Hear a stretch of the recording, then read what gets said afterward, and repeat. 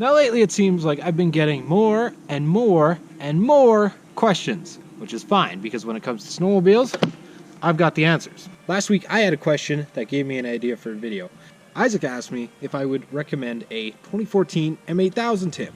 And what a coincidence, I have a 2014 Arctic Cat M8000 right here. But to be fair on this, even though I have a lot of ties with Arctic Cat, what I'm going to do is I'm going to compare this machine here to other 2014 models. That's right, I'm going to compare it to other models of the same era like Skidoo and Polaris, and I'm going to leave Yamaha out for obvious reasons because I don't feel like they're in the same class as two-stroke sleds. They're kind of for a different customer, and I still feel that way. So even with that relationship that I have with Arctic Cat, I can still be critical about this unit because I know the things I like, and I definitely know the things that I don't like about this unit. So let's get started.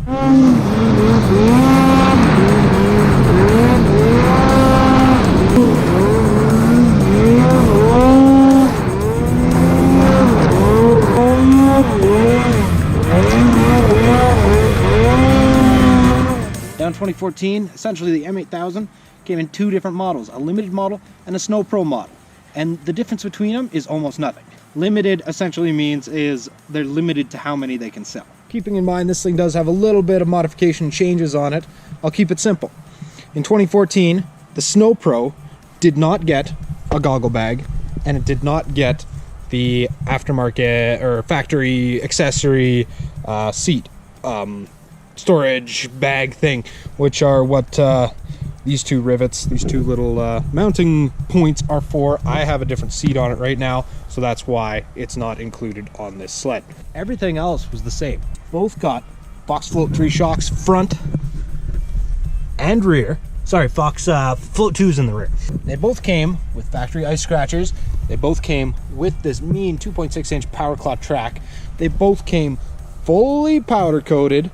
Neither of them had the upgraded bumper. This is the basic bumper, the little Pro Light bumper. That was a 2015 thing if you wanted the Snow Pro limited edition that had that upgraded bumper. That did not come on the 2014s. This is a stock bumper on them, and they were both that way, both the Snow Pros and the Limiteds. The goggle bag and the tunnel bag, and of course the color scheme. You could get green or orange. That was different from this. In 2014, the Limiteds came in white and black like this one, or black and orange. Besides those two accessories, they're the exact same snowmobile, so you don't got to worry about if you're getting a whole lot less if you're getting the Snow Pro. Lots of people put on their own accessories anyway.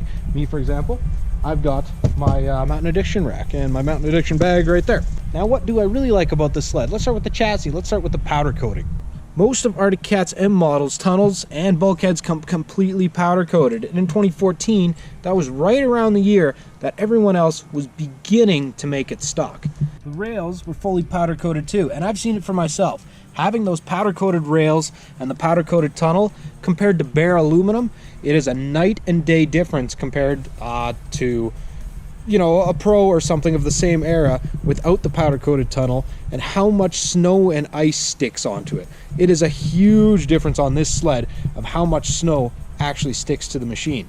Now, part of the reason there is little to no ice that ever builds up on the rear of this skid and the tunnel as well is because the heat exchanger is located only at the front of the sled. There is no heat exchanger back here, therefore there's no water that can drip down onto your rails, stick to the tunnel, have cold snow, turn to water, turn to ice, then stick to your tunnel. Now it's stuck, now it's producing extra weight. The M's don't have that. They have just the small heat exchanger in the front, and I'll show you that. It's a love-hate thing. Most sleds, even up to just a few years before this, actually the 2013s I think had the heat exchanger mounted here, but there is no heat exchanger here as with the Pros and the Summits. So you can see there, that's just bare tunnel. And even up to 2019 is only located on the very front. So this is up under the drivers, and that's your heat exchanger. It only goes up to the top of the tunnel. So it only extends about this high at the top of the tunnel. It's a very small heat exchanger. So there are definitely days that I'll be overheating on this, and Sean will not be overheating on the Pro. But that's only on the trail. When we get up into the mountains, into the snow, I've never once had a problem with this sled overheating. So that's where your scratchers come in handy. Drop your scratchers, keep the track lubed, keep a bunch of snow getting kicked up onto the track, and in turn into your heat exchanger, and that'll keep your sled cool. I don't have a problem with it because I do mountain riding. Sometimes I do get it overheat. It's not a big deal for me.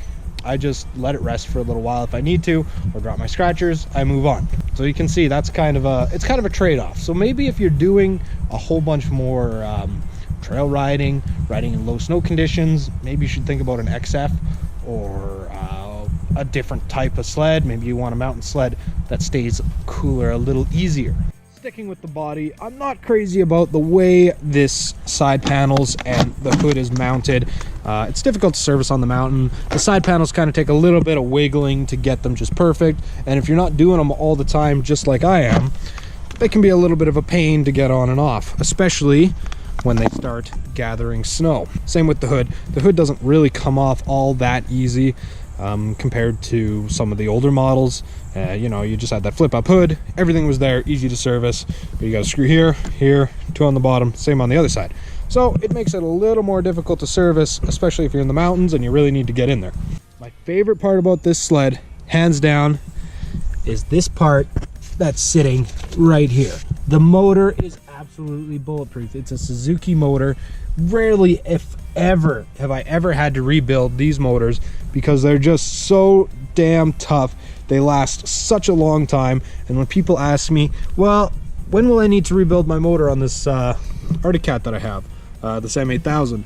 And my answer is, well, probably never. I'm not gonna go over every little feature and every little note on this sled. I'm just gonna go over the features and things that I think are worthy of noting. It is tough. Now, I will say it is at the time, and I think still today, I think Cat is the heaviest mount sled on the market. I'll go over another video. I can talk a little more about that and why it's the lightest sled on the mountain, but heaviest on the showroom floor. But this sled is extremely tough, and part of the reason to that is that the bulkhead is not cast aluminum. This is, I guess, aluminum sheeting. So that makes everything very tough. The sheeting won't crack. Yes, it's a little heavier, but if you can get over the fact that it's a little heavier on the floor and a little bit lighter on the mountains because snow is not sticking to the chassis, this for sure is the machine to get.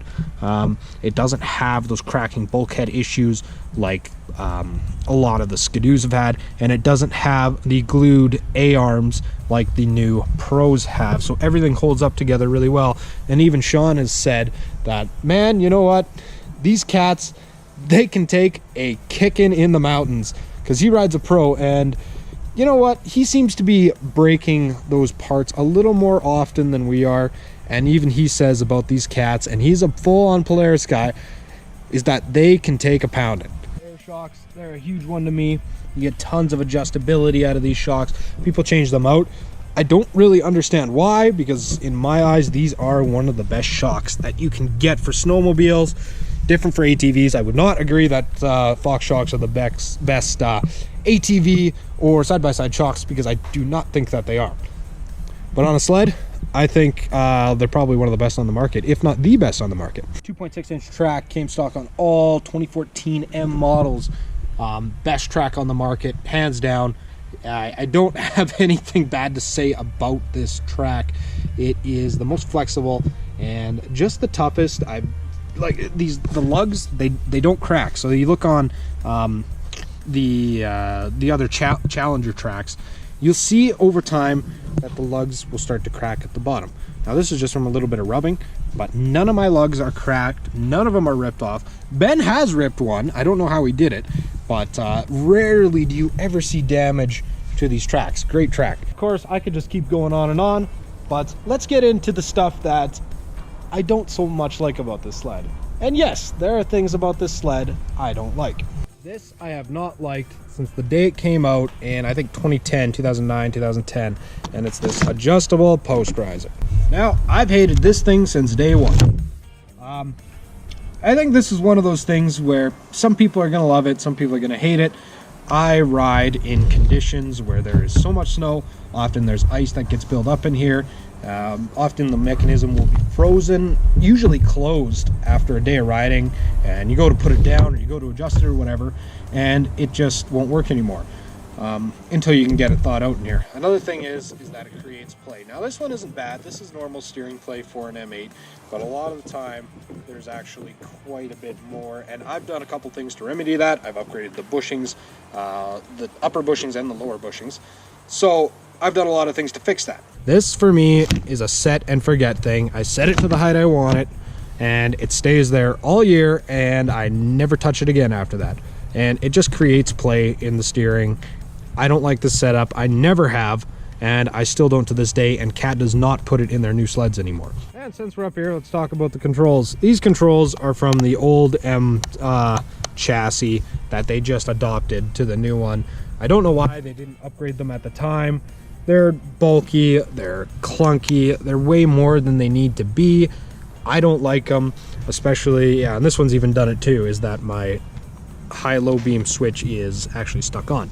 And that's pretty common that switch breaks off. I don't like these controls. End of story. When it comes to Arctic Cat's own clutches, I don't have a lot of good to say about them, so I'll go over the problems with them real quick. These clutches are, I would almost say, prone to failure, but only if you don't keep them clean and you can't keep them cool. I did have one on me last year and I did not keep it clean and I did not keep it cool, so it actually cracked the spider while under heavy load, and it's usually actually the bushing in here that'll go, but in my case the whole clutch went out and I had to get it replaced along with the motor. All Cat riders know you're full throttle or nothing. There is no torque at all. There's no power on the low end of Cats. All your power is high, which is the classic two-stroke motor thing, but it's especially noticeable in these Cats. There's no nursing through stuff. You have to be on the throttle all the time with the Cat. There's tons of power, more power than any engine available at the time up there, but there's just nothing on the low end. There's no nursing it, there's no walking it through stuff. As I've said before, the front end of this sled is based off Arctic Cat's Pro Cross chassis. So basically they just shortened up the arms and put a different shock in it. It's so hard for me not to compare this front end to a 2016 front end, so I'm not going to do that today. I thought 2014 is a completely viable setup. Skis that they came stock with are not great. This is an upgraded ski, the CA Pro ski. It was very common to upgrade them, and I can show you what the old ski looks like because I have it sitting on my phaser. So the phaser got the old set of skis because they sure were better than those metal ones I have sitting up over there. So the problem I had with these skis is that they're a very narrow ski. They just weren't wide enough to handle a lot of the applications of the mountains. Like, they felt fine at the time, but after switching up to a wider ski, you can feel a world of difference compared to these narrow things and those wide things I got over there on my M8. I think that covers just about everything I wanted to talk about on this sled. It gets my key points about it anyway. If you like this video and if you want to see more videos like this, let me know, because I can do analysis on sleds and tell you what I do and don't like about them, because I've ridden a lot of them and I know most of them inside and out. Thanks everybody for watching this video. If you like this video, subscribe to the channel, hit that bell button, because that, I guess, is really important and it's something I never use. YouTube. Thanks everybody for watching. See you in the next video. Oh right, hats, hoodies, and stickers will be available this fall. I don't have a firm date on them yet. I'm thinking probably late October or something like that. And for those of you asking, you will finally be able to have something like that.